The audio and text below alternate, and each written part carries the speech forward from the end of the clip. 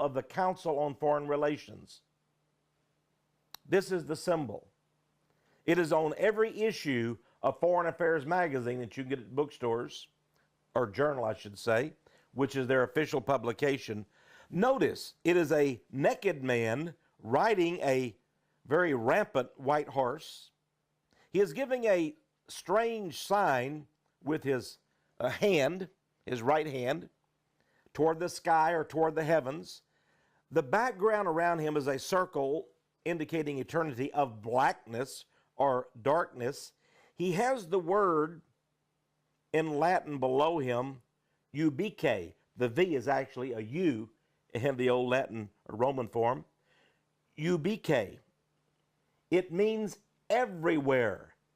He is everywhere. Whoever this writer is pledging allegiance to with his right hand into the heavens is everywhere.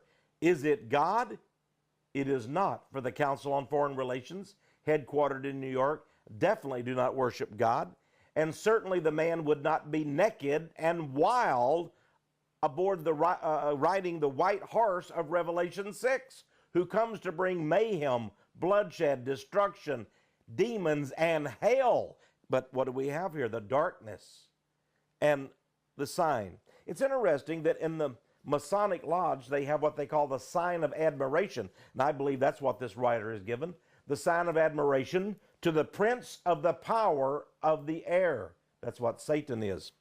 Here in my new book, that'll be coming out very shortly, if it's not already out, called Codex Magica, I have a picture from a newspaper of President Bill Clinton. He is a member of the Council on Foreign Relations.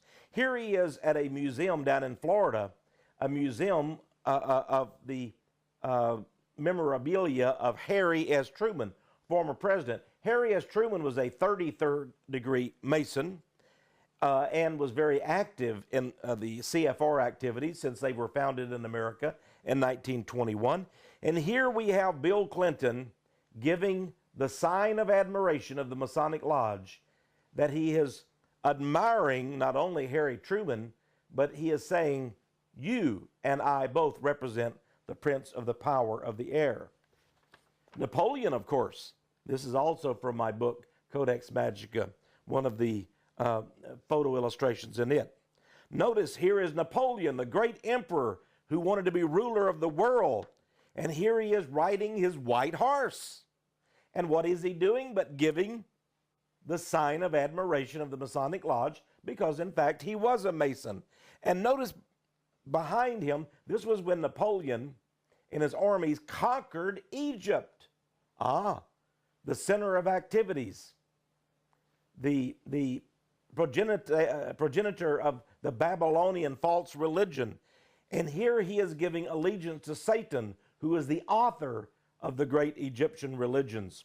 Here's another picture of Bill Clinton speaking at the Council on Foreign Relations.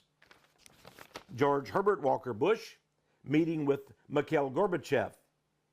Gorbachev, by the way, visited the Council on Foreign Relations in one of his first visits to the United States, and he saw in the little museum they have there in New York at the Council on Foreign Relations headquarters, he saw the actual first issue of Foreign Affairs, the journal of the C.F.R., in a glass case.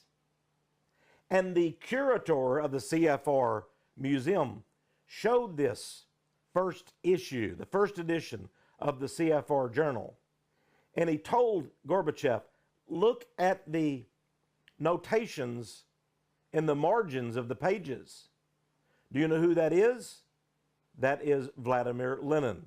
Vladimir Lenin was very proud to read each and every page of Foreign Affairs, the journal of the Council on Foreign Relations, and was so fascinated by it, he made individual notations in the margins of those pages, and they are now in the museum and have been for many years at the Harold Pratt House.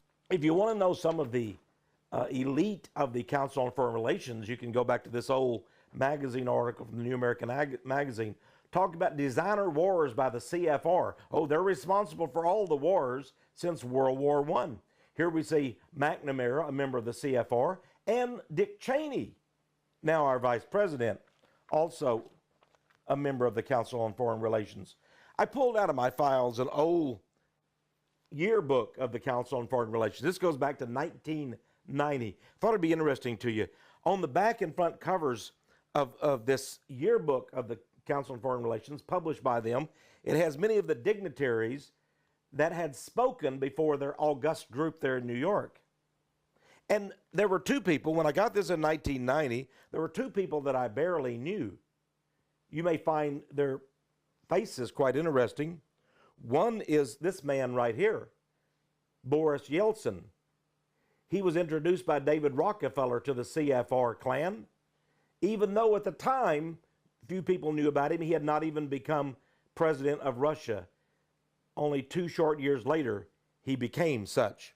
And then here we have let me see if I can find her picture. Oh yes, this lady here. You might know her. Her name is Condoleezza Rice. And 15 years ago, she spoke before the Council on Foreign Relations.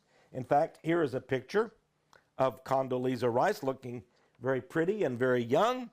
It says that she spoke and was introduced by MacGeorge Bundy, one of the big shots of the C.F.R. back during the LBJ days. You'll remember him as one of the top leaders in government of foreign affairs. September 11th, 1989, she spoke. Isn't it interesting? Suddenly now she is being touted to run for president of the United States.